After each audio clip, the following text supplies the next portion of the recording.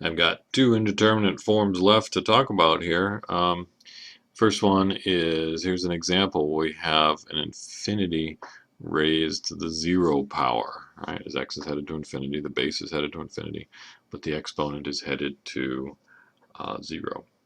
So any one of these exponential type indeterminate forms, we have the same two options.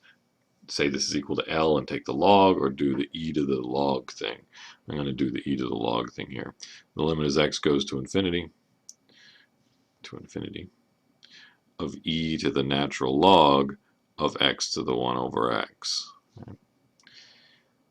I do this because the property of natural logs allows me to turn that exponential now into a product. So this is the limit as x goes to infinity of e to the 1 over x times log x.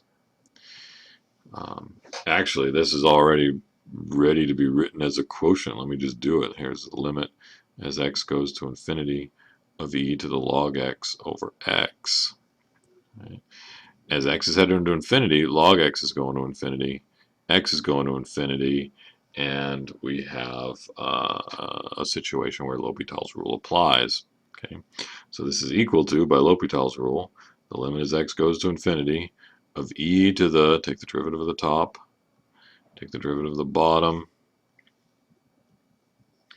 Now what's happening? As x is going to infinity, 1 over x is going to 0. So this is an e to the 0 power. Well, e to the 0 power is equal to 1. So who won on this one? Looks like the exponent won, because that anything to the 0 power, it wants it to be 1. Okay. It's possible that we could have come up with a different answer by having some function here that was going to infinity faster. That might have been going fast enough to compensate for that exponent. But in this case, this turned out to be 1. All right, I got one more indeterminate form that I want to show you, and this would be an infinity minus infinity situation. So let's look at the limit as x goes to infinity of, what was I going to do? Oh yeah, x squared plus 2x plus 1 divided by x minus 1 minus x.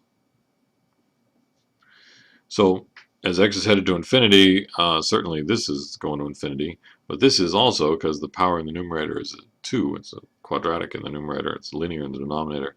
So with the bigger numerator, you're going to have that headed towards infinity. So this is infinity minus infinity. The thing that I got to do is I've got to get it into a single fraction and hope that I can get it to an infinity divided by infinity or 0 divided by 0, one or the other. So in this case, it's not too hard to see that, well, I've got two expressions here subtracted. One of them is already a fraction. Why don't we get a common denominator and make it all one big fraction? So this is x squared plus 2x plus 1 divided by x minus 1. And then I'm going to multiply this one by x minus 1 over x minus 1. So I have the limit as x goes to 0. No, not 0. Again, you gotta say, Will, no, you're writing the wrong thing down. This was infinity. This is still infinity. This is still infinity.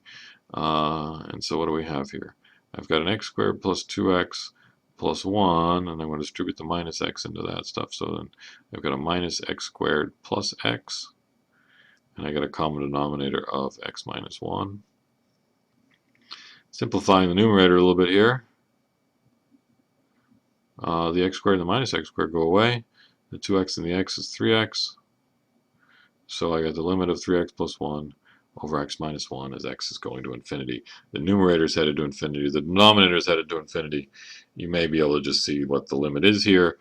Just for illustration purposes, I'm going to use L'Hopital's rule. So I'm going to take the limit as x goes to infinity. I'm going to take the derivative of the top. I'm going to take the derivative of the bottom. And what is 3 divided by 1? 3. So, actually, let me show you a picture of what's going on here when I came up with this one. The graph of this function here looks like, looks like this. It's got a horizontal, it's not a horizontal, a slant asymptote of y equals x plus 3 and a vertical asymptote at x equals 1. So it's this thing like this. I don't think it crosses the x-axis, but and then so that was just this part, and then I'm subtracting that. Well, the graph of that is just y equals x.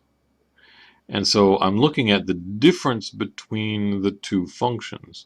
So I'm looking at this distance here and that distance there, and I'm taking the limit as x is going to infinity, so I'm looking at that as I move further and further. Well, this function is getting really close to the line y equals x plus 3. This is just y equals x. So the difference is getting really close to just 3, and that's what that number is right there. Okay? Both functions are headed towards infinity, but the difference between them is just headed towards 3. Okay.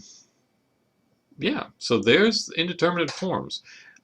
Any one of them, you've got to convert it into something that looks like L'Hopital's rule. 0 divided by 0 or infinity divided by infinity.